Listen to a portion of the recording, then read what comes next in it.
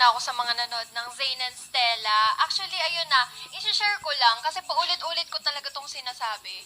Paulit-ulit ko talaga tong sinasabi na trip lang namin to ng girlfriend ko. As in, hindi namin pinaghandaan, wala kaming prod, wala kaming tinanong man lang sa management kung ano yung dapat namin gawin, okay ba yung ganitong kwento or ano. Trip lang namin kasi pag nasa labas siya, si Pabi, alam niya yung salitang trabaho eh. Oo. Yun yung Grind. pinagmamalaki ko sa kanya. Alam mo yung kahit lumabas siya, sabihin mong rest day kasi off naman nila and declared naman, ano siya eh, alam mo yun, kahit kasama ko siya, na-feel ko na ano eh, talagang work is work siya. Kaya ang video namin na Zayn and Stella is hindi para sa amin, para lang yun sa vlog niya, para sa report cards niya. And ayun nga, parang hindi namin expect na medyo pumapatok na siya ngayon dahil nagustuhan din ng mga tao. Yun lang, share ko lang kasi Nakaka-proud talagang naman ano, yun. yung, Totoo. yung pagvi-video niyan, ang nag-video is kaming dalawa lang. Oo. Kami lang, siya yung nag-edit, ako lang yung nag-isip ng kwento. Kasi ayoko yung may Aray. kaparehas kaming kwento eh. Lalo na yung mga GL series, Magkakamukha ano ng ng kwento. kwento. Oo. Oo. So, ayun. Pero iba, Okay. oo, no? Bukod sa Relationship goals. bukod sa Tama. kikiligin yung mga viewers, parang nakakakilig na, parang nagre-reflect yung work nyo na, ay, merong in return. Diba? Nakaka-proud yung ganun. Ay! Oo. At dahil nga napag-usapan natin ngayon si Pabi, congratulations Pabi dahil si Pabi ang #1 sa live selling challenge nila last week. Ay, Yes, kaya isa. siya. Na-immune. Isa lang? Pero Isa top siya. 5 ang Isa siya. immune. Okay, isa. Actually, last time sa After Dark, ang sabi natin is top 1 to 5 kung sino maka-reach ng benchmark ay magkakaroon ng Automatic immunity. immune. Wherein, hindi pa nga nila alam kung ilan ba yung may immune. And ngayon, 5 ang naging immune. Totoo. So, na-reach. Na-reach or above the benchmark yung nagawa nila. Kaya naging top 5. Sino-sino nga ba ulit ang top 5 na nagwagi ng immunity? Top 1, Pabi. Top Top 2, 2, Gemma eh. Grabe. Wow! Ayan. Top 3, Congrats. JD. Grabe. Wow! Iba. Congrats, JD. Top 4, Kyle Tato. Kyle Tato. Really? Ang galing. Perfect. Okay. Top 5, Jetro. FNC represent Jetro. Jetro de Sukatan. Grabe Okay. yon, dalawa. Dalawa galing sa FNC. Galing sa FNC. Tatlo sa The House of Cola. Perfect. Actually, nakakagulat yun na kasi doon sa ranking, parang nakikita mo, nandun si Gemma sa top 5, tapos si Kuya Ryan. So, parang hindi mo talaga Malalaman kung sino yung kasali sa top 5. Oo, na-clutch, kumbaga, yung last minute. At kung meron namang na-immune, meron din naman tayong weakest. Ay. Etong mga content creators na to ang nakakuha ng mga mabababang sales Lowest at lowest. sales. Yes. Okay. Pangalanan na natin yan. Paalala natin yan. Okay. Ang pinakamababa. Ang walang benta. Tama ba? Zero sales. Ay! Kumbaga, Si!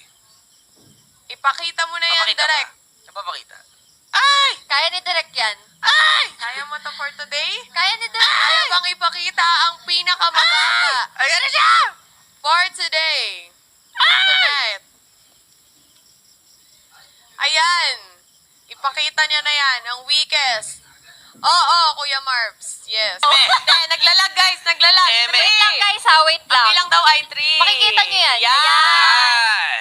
Ayan nga pala ang weakest content creator o ang mahihinang nilalang. Chares. Ayun. Ngayong linggo. Grabe, no, nakakagulat kasi merong magjowa, tas may twins pa. Diba? Oh, so Kaya isipin mo paano nila hahatiin yun ngayon. Actually, meron pa. Oh. Magkaibigan. Ay, Ang hindi ko lang alam kung totoong kaibigan ba. ayun. Parang may something ah. Parang, ayun o. Hindi, wala naman. By Ah, Mary. Ano lang, what if lang? What What if if lang? lang? Grabe Okay. tayo What if lang yon? Okay. Ito yung, weakest 6 natin. Hindi natin alam yung in according ba to? Pero most likely hindi naman yan. Oo. Pero one of them, si Luna, walang sales. What can you say about that? Walang sales. Oo, knowing ito, Zero 1 million talaga. creator showdown. Mm. Season 6, ETT kayo nun. Grabe. Kasi unang tanong dyan bakit ka pumasok dyan? Bakit? Totoo. Oo, totoo. Kasi bakit ka pumasok for 1M? Kasi kung magpagbenta pa lang is hindi mo na magawa. Ayun lang. Oo, kasi 'di ba? Alam ko kasi pag pumasok ka diyan, kailangan talagang palaban Mm-mm. Paano yung palaban? Palaban na to the point na kahit hindi mo kaya yung challenge, kakayanin mo. Kakayan. Oo. Ayun ang crisis ngayon ni Luna. Oo. Kasi according to one of her content creators, co-content creators, hindi daw alam ni Luna ang purpose niya sa loob. Oo, totoo. Na parang, yes, isa-isahin muna natin kasi parang umiinit na no? Ayan. Isa-isahin muna natin sila, ang mga weakest ngayong gabi. Ayan na, papakita na natin ang solo-solo nila at kikilatisin na natin sila. Kate Lascano. Lascano. Alright. Grabe. Alright. May naririnig ka bang parang mga hearsay gossips About this Kate person? Lascano. Wala naman, pero nung una kasi parang maraming nakapansin sa kanya na matanong daw siyang tao Ay, matanong. yung parang pagtanong niya is parang parang innocent na pang baby pa. Alam mo yun? Yung parang Actually naman. may mga times sa parang hindi niya siguro alam na sensitive or na parang awkward sagutin. Something like that. Pero, wala naman, parang hindi naman mamasamain. Ganun. Yes. Kumbaga napansin lang sa kanya. Yes. Ayun. Grabe. Oo nga parang, eto kasing si Kate Lascano, siya medyo baby girl, Yes, ganyan. baby girl. Siya, kasi, pa siya, 18 pa lang yata siya, or 19. Okay. Yun. Kaya, baby girl si Kate Lascano. So, pang ilan na ni Kate? Ni Kate Pangalawa. L. Kasi feeling ko nakita ko na siya before. Mm. So, ang masasabi lang natin is, pag naulit, it means walang improvement. 'Di ba? Which is true naman. Oo, kasi True naman. bakit tayo mabobottom kung wala tayong improvement sa Yes. performance natin? At minsan nga, ang mas nakakalungkot, nagkaroon ka ng improvement, then hindi mo siya na-maintain. Mm-mm. Baka nung time na na-weakest siya last time, hindi niya na, ginalingan niya nun, pero hindi niya na pinagpatuloy yung Actually, Ayan. isa sa mga naging komento kay Kate Lascano is, after her shift, rekta, akyat na kaagad siya. Instead of trying to pod Content sa muna, iba, content. After her shift, parang by the book siya na, okay. Tapos na shift tapos ko, na shift akyat ko. na ako. Ganon. Isa pa dong comment sa kanya is 2 weeks daw siyang straight na late sa shift. Ay, 2 weeks. Nagawa mo ba yung mga bagay na to nung season 6? hindi. Ah. Yun yung ipagmamalaki ko sa season 6. Wow! Kasi alam mo, kaming season 6, takot kami lahat matikit. Mm. As in, alam mo yun, kahit hindi ganun yung personality namin, sabihin namin tamad kami in real life, pero pag sinabing, ganito, kasi merong noon time show kami nun, di ba? So, mas Yes. mahirap. Kasi, kasi, ganito, ganyan. Pagka may schedule ka ng, PM shift ako, meron akong schedule ng It's Talk Time. Papasok ako ng mas maaga. Parang Hindi sa nakakamiss shift yun, ko. ah.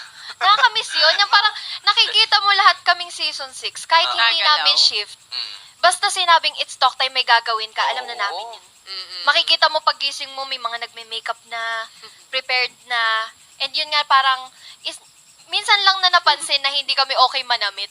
May nag-chat sa akin, guys. Yes, true. Takot matikat ang season 6 except kay Gio and Marbs.